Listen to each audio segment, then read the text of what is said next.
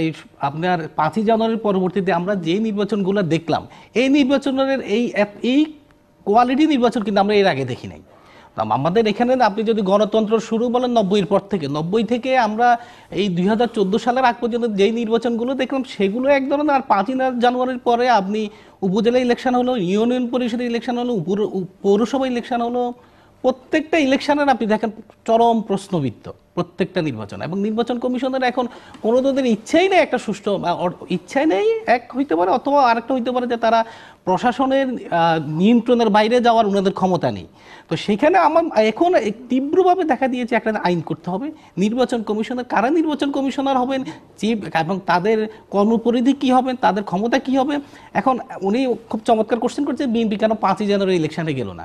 কিন্তু আপনি যতই আইন করেন, বাংলাদেশের যে প্রেক্ষাপট সেখানে কিন্তু দেখা যায় নির্বাচন ক্ষমতা যতক্ষণ পর্যন্ত আমাদের নির্বাচনটা কিন্তু প্র্যাকটিক্যালি কন্ট্রোল করে ডিসি সাহেবরা, প্রত্যেকটা জেলায় ডিসি সাহেবরা রিটার্নিং অফিসার, এবং নির্বাচন কমিশনের যে লজিস্টিক্স সবকিছু ডিসি সাহেবদের আন্ডারে থাকে। এই ডিসি সাহেবের কখনোই ক্ষমতা নেই সরকারের বাইরে যাওয়ার।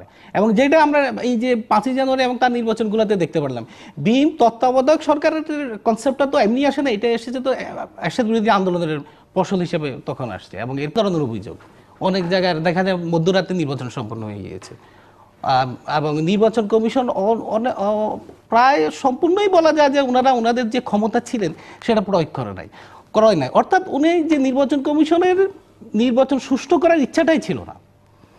নির্বাচন কমিশনের সংবিধান অনুযায়ী এবং আইন অনুযায়ী ওনার যে ক্ষমতা সেটা ওনারা প্রয়োগই করেন নাই। এখন এখানে সরকারি দল থেকে প্রায় বলা হয় যে নির্বাচন কমিশন ব্যর্থ, এটা ব্যর্থতা নির্বাচন কমিশনের। কিন্তু নির্বাচন কমিশনে আপনি নির্বাচন কমিশনের ক্ষমতা এই আপনি 5ই জানুয়ারি পরবর্তী নির্বাচনগুলো যদি আমরা পর্যালোচনা করি, তাহলে একটা জিনিস খুব স্পষ্ট হয়ে দাঁড়ায় যে আপনি নির্বাচন কমিশনে আপনি শুধুমাত্র একজন নিরপেক্ষ লোক অ্যাপয়েন্টমেন্ট করলেও হবে না, আপনি এমন লোককে অ্যাপয়েন্টমেন্ট করতে হবে, নিয়োগ দিতে হবে যার ইচ্ছা শক্তি থাকবে। দ্বিতীয় যেটি বেরিয়ে এসেছে, যেটি প্রশ্নবিদ্ধ নির্বাচন, আপনার কথার মধ্যে দিয়ে বেরিয়ে এসেছে যে আপনারা আর চান না সামনে। তো এখন প্রশ্নবিদ্ধ নির্বাচনের মানে হচ্ছে যে 5ই জানুয়ারি নির্বাচনটি প্রশ্নবিদ্ধ, এটি নিয়ে কোনো বিতর্ক তুলবার সুযোগ নেই। প্রশ্নবিদ্ধ সেই অর্থে যে এটি আসলে অ্যাকসেপ্টেবল ইলেকশন হতে পারে না, এই অর্থে যে পার্টিসিপেটরি ইলেকশন ছিল না, 100 সরকার গঠন করবার জন্য যে সংখ্যক আসন দরকার বিনা প্রতিদ্বন্দ্বিতায় তারা নির্বাচিত হয়েছে। সো আগামী নির্বাচনটি যদি সেরকম একটি গ্রহণযোগ্য নির্বাচন, অংশগ্রহণমূলক নির্বাচন করতে হয়, তাহলে আসলে কি করা না? আমরা তো এখানে দেখেন জিলু ভাই, আপনার সেই জায়গাটাতে আপনাদের যেহেতু আপনারা ক্ষমতায় আছেন, আপনাদের দিক থেকে উদ্যোগটা কি? আমরা কিন্তু সবসময়ই আওয়ামী লীগ সবসময়ই পার্টিসিপেটরি ইলেকশনের পক্ষে। আওয়ামী লীগ সবসময়ই গণতন্ত্রের রক্ষা করার জন্য তাদের করণীয় ভূমিকা পালন করে এসেছে। কোনো সময়ে আমরা এই নির্বাচন এভাবে চাই নাই যে বিএনপি বিহীন নির্বাচন হবে, এটা আমাদের কোনো উদ্দেশ্য ছিল না। একা এই তত্ত্বাবধায়ক সরকারটা ওনাদের যে রিপিল করে দিলেন, সেখানে তো অবশ্যই ওনাদের উদ্দেশ্য যে ভালো ছিল না তার প্রমাণ তো আমরা 5ই জানুয়ারির ইলেকশনটা বাদ দেন, আপনি এরপরে যে ইলেকশনগুলো হলো একটা নির্বাচনও তো আপনি একটা নির্বাচনও সুষ্ঠু হয় না। আপনি শুধু আওয়ামী লীগ যেসব নির্বাচনের বিরোধী দল ছাড়া হয়েছে সেই নির্বাচনগুলো আপনার সুষ্ঠু হয় নাই। আমার ব্যক্তিগত অভিমত, আপনি আইন করেন না যাই করে নির্বাচন কমিশনের পক্ষে বর্তমানে আমাদের যে প্রেক্ষাপট সেখানে সুষ্ঠু নির্বাচন করা সম্ভব না। মানে আমি এই প্রশ্নটি আপনাকে আসলে করতে চাইছিলাম যে এটি ভালো নির্বাচন কমিশন হলে কি আপনি মনে করেন যে আমাদের যে রাজনৈতিক অনিশ্চয়তা বা সংকট বা নির্বাচন কেন্দ্রিক সংকট সেটি কেটে যাচ্ছে, নাকি এরপরে এটা প্রাথমিক পদক্ষেপ হিসাবে সরকারের সদিচ্ছার একটা প্রকাশ ঘটবে। এখন আপনি বিরোধী দলকে অলমোস্ট আপনি জোর করেই নির্বাচন থেকে বাইরে রাখলেন, বাইরে রাখার পরে আপনি এখন আমাদের যে সরকার আছে এটাকে আপনি জনগণের আপনি নির্বাচনের মাধ্যমে আসছে, হয়তো আপনি বৈধতা নিয়ে চ্যালেঞ্জ করা যায় নাই, কিন্তু এই সরকারের তো লেজিটিমেসি ক্রাইসিস আছে। Legitimate crisis in that sense, দেখেন আপনি কনস্টিটিউশনাল না, আমি একটু ব্যাখ্যা করি। গণতন্ত্রে আপনি আপনার your source of authority is mandate from the people, জনগণ থেকে আপনি ম্যান্ডেট নিয়ে আপনি যেমনটা বলছিলেন যে সরকার জোর করে বিএনপিকে নির্বাচনের বাইরে রেখেছে, কিন্তু বিএনপি তো পারত, যদি আমি প্রশ্নটা এভাবে করি, যে জনগণকে সঙ্গে নিয়ে আসলে সরকারের যে বাধা আছে সেই বাধা অতিক্রম করে নির্বাচন করা এবং নির্বাচন থেকে ফলাফল বের করে আনা?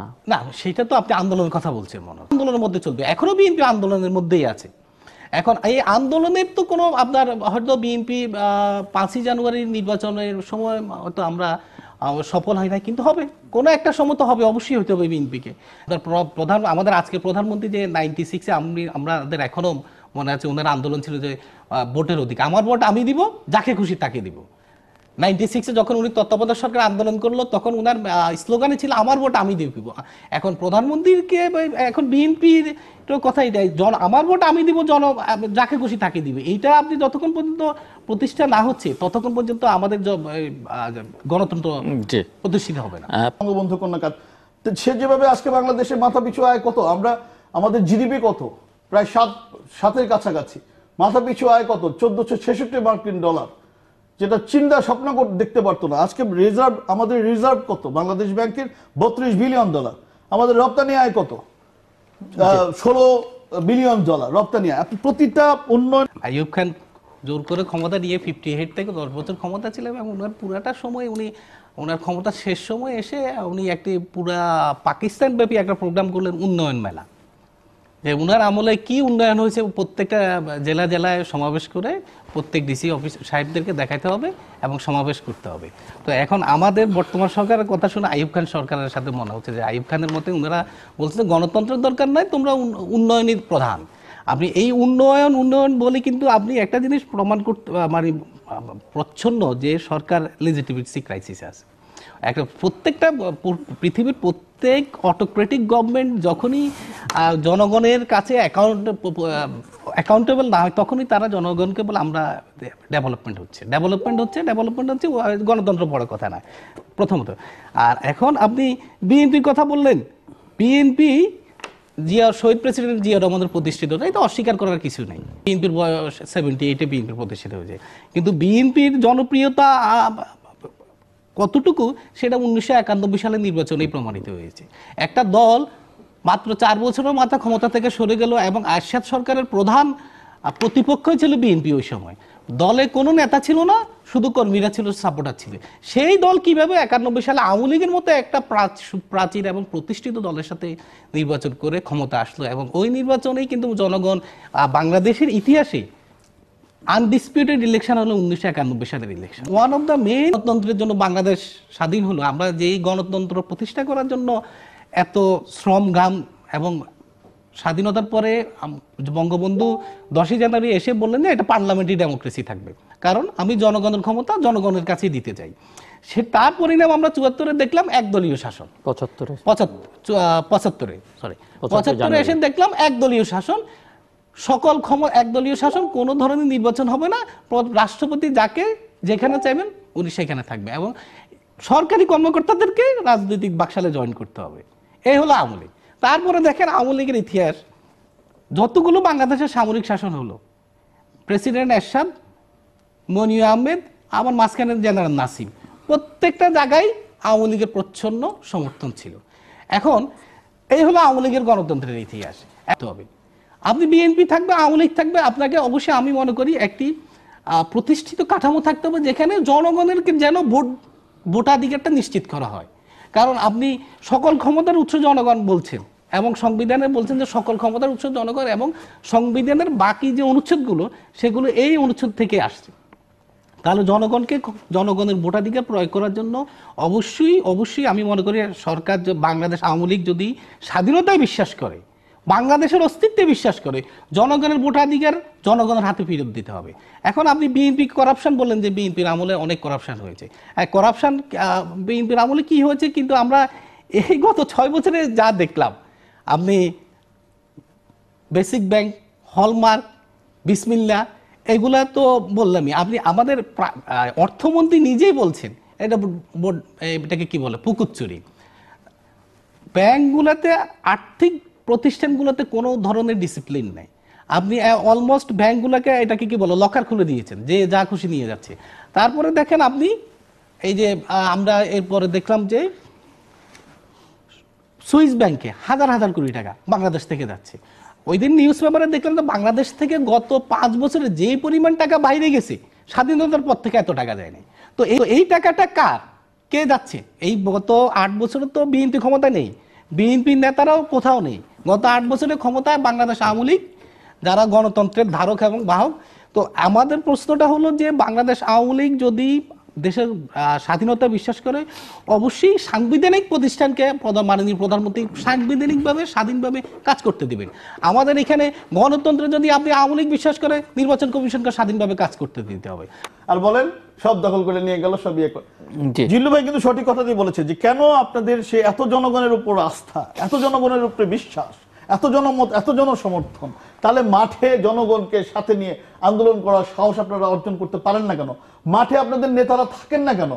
উঠে তো দৌড় দেয় সব, আমরা দেখছি তো বিএনপির যত বড় বড় নেতাদের কিরকম সাহস, কিরকম আদর্শ, কিরকম দলের প্রতি নিবেদন, কিরকম দেশপ্রেম আমরা দেখেছি।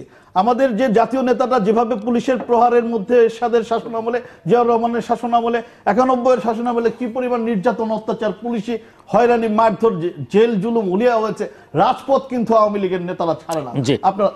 আপনারা সেই আন্দোলন করতে পারেন না। আমাদের এখানে বিএনপি আন্দোলন নিয়ে উনি প্রশ্নটা করলেন। বাংলাদেশের এখন গত 5 বছরের আন্দোলনের গতি এবং প্রকৃতি উনি আমার থেকে অনেক ভালো জানেন, উনি রাজনীতিবিদ। আন্দোলন দমন করা এবং এই যে পুলিশ, র্যাব, এই প্রতিষ্ঠানগুলো একদম একদম দলীয় একটা বাহিনীতে পরিণত হয়েছে। আপনি 96-এর আন্দোলন দেখেন আর এখনকার আন্দোলন দেখেন। 96-এর আন্দোলনে সরকার কিভাবে বিরোধী দলকে দমন করে, প্রত্যেকটা জায়গায় আওয়ামী লীগ মিছিল করতে আমরা তখন দেখেছি। উনি যেটা বললেন যে আওয়ামী লীগের সব, কিন্তু এখন কি বিএনপির কোনো নেতাকে আপনি রাস্তায় নামতে দিবেন? দেওয়া হয়েছে। 5ই জানুয়ারির আশেপাশে আমরা দেখতে পাই সুপ্রিম কোর্টের ভিতরে গিয়ে আপনি লয়ারদের উপরে আপনি জলকামান নিক্ষেপ করা হলো, ওদেরকে মারা হলো। প্রেস ক্লাবের সামনে সাংবাদিকদের উপর আপনি অত্যাচার করলেন, সাংবাদিকদের উপরে শ্রমিক লীগ, যুবলীগ, কিভাবে ওইখানে তো মারাও যেতে পারতো। ইউনিভার্সিটির ভিতরে শিক্ষকদের উপর নির্বাচন আপনি নির্যাতন চালাতেন এইখানে। অর্থাৎ একটা জিনিস স্পষ্ট যে সরকার খুবই অ্যাগ্রেসিভ, এবং এই অবস্থাতে বাংলাদেশে কখনোই ছিল না। আপনি আইনজীবীরা রাস্তা আন্দোলন করবে, কি হবে আপনার? আপনি আইনজীবীদেরকে টলারেট করতে পারতেছেন না। সাংবাদিক, পেশাজীবী সংগঠনগুলো এরা যে আন্দোলন করবে, এটা তো অবশ্যই অসহিংস আন্দোলন হবে না, সহিংস তো খুবই অসহিংস একটা আন্দোলন। ওনার প্রতিবাদ অর্থাৎ আর রাজনৈতিক মিছিল মিটিং তো আমি দূরেই রাখলাম। সরকার যেখানে পেশাজীবী সংগঠনগুলোকে সহ্য করতে পারতেছে না, সেখানে একটা জিনিস প্রমাণিত যে সরকার খুবই আপনার অ্যাগ্রেসিভ ভাবে এইগুলো দমন করেছে।